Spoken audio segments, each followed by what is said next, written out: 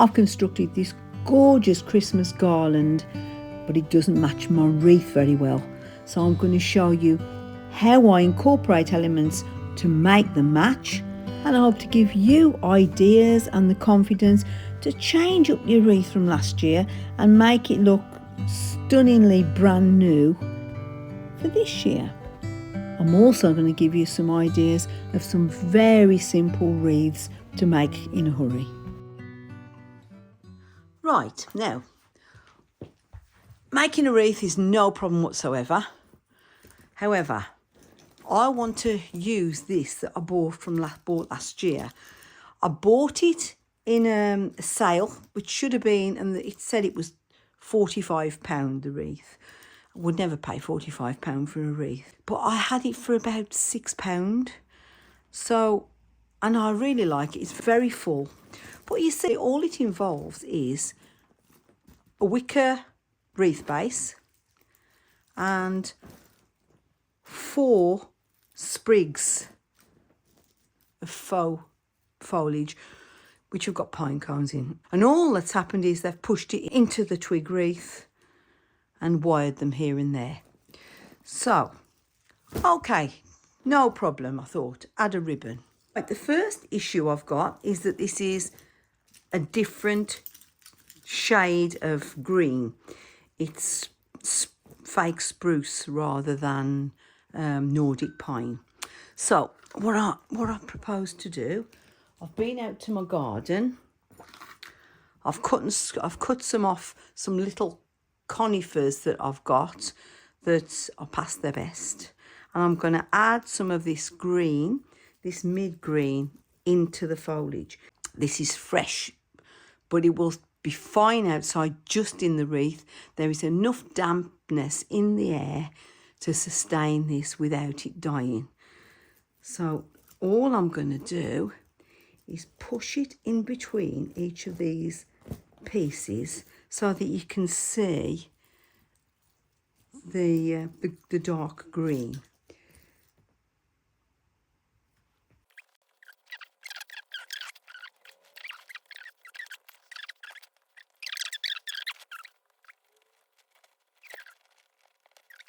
So I think one more piece here, yeah, bow there, this in here. These the conifers, they're past their best now. They're in pots. I bought them 2 years ago to go up to the cemetery, to my son's grave and my mum's grave, because they have a Christmas tree, but they're past their best. I'm going to have to get a new one this year. Putting fresh foliage into mixing it in with your faux foliage is really nice, because you get a little bit of a scent from it as well. That's got the dark green through it now. Next, bow and bell. The bells were a set of 3. This is the smallest of them, from Shein, and they cost me £10.60, I think they were, for 3, which I think is an absolutely fantastic price. I think I'm going to keep it on this little bit of jute, because I can let it have a bit of length there, and I think the jute gives a nice little feature. So I'm going to just wire that in there and put a bow on. Just going to go through here, bring it through the loop,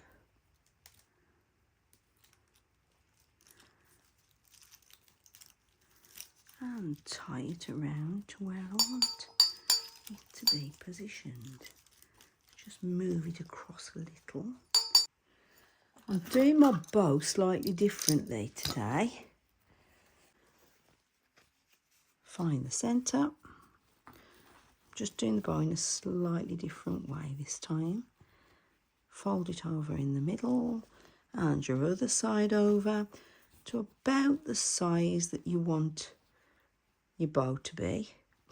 And then these tails, instead of leaving them hanging, I'm doing a separate tail. I'm tucking it up behind like this, and I'm going to wire like this. Then put the tail on.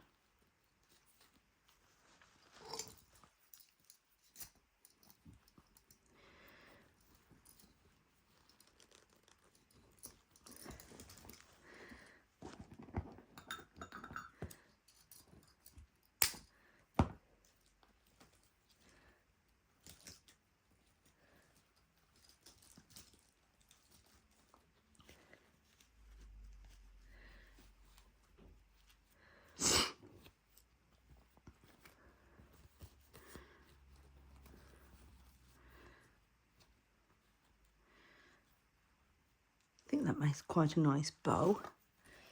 And then I've got a nice long tail to put on, and I want to do this to match the one outside. I've got like the tail to the bow outside kind of curls around a long way, and I want this one to be the same. I bought the ribbon from Amazon. It's the crushed gold velvet, like an old gold, and the reverse side is an old gold satin. It is gorgeous and it's wire edged, but it cost me £18 for, I don't know, it's 9 meters or 10. Okay, that's going to look quite nice. Let's fasten that on. Decided to attach it with this lovely gold ribbon, and what I'm going to do is hot glue this, and it makes a nice edge that doesn't fray, because I'm going to hot glue it down to about there, and then inside obviously there, then make the hole from a hook to go through, and the material won't fray with the hot glue, and then I'll attach my bow onto this to here.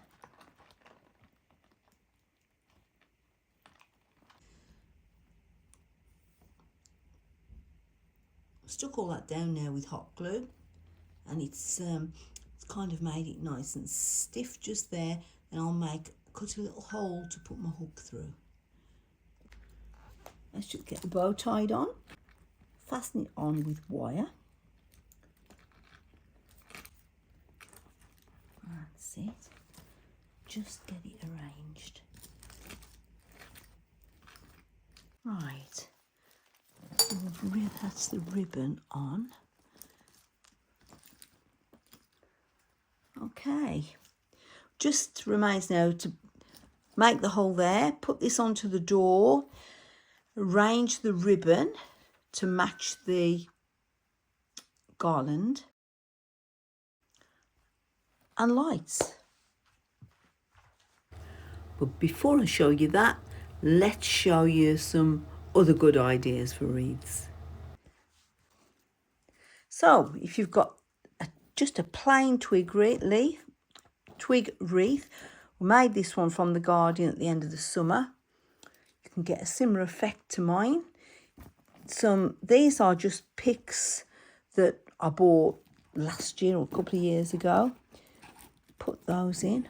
One. If you've just got two, I'd put them in like this. You can put them in like this, and a ribbon. Bow on the top. If you want it to look like mine, use 4. 1, 2,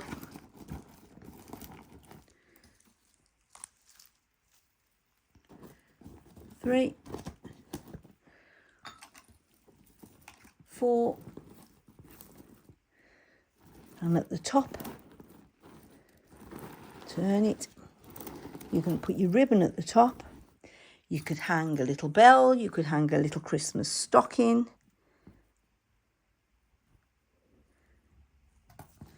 A nice bow. Add a bow. You might want a bigger bow than that. You could put your little Christmas stocking in there, a little bell, anything you like. But basically, you'll have made your own wreath from next to nothing. But if you haven't got a wreath base, if you've got a piece of garland, maybe you've put something around, piece of garland around your room, let's use that. Put it together, tie it with a piece of ribbon or wire, add a lovely bow, and there you are. Right, so that is a very simple wreath. Lovely on a cottage style door, or a branch off a tree, couple of pine cones, a bow, a loop of wire on the back, hang it on your door knocker. Now the finishing touches to my wreath. Hey, it just needs the lights now.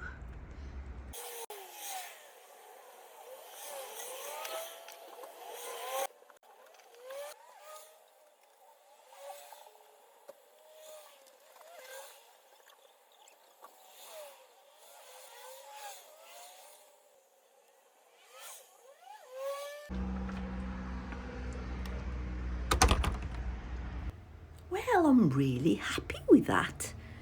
It matches my garland nicely, and I just hope it's given you some encouragement to have a go and show you that you don't always have to spend lots of money and you can revamp what you've already got. Have fun making Christmas, and I'll see you soon.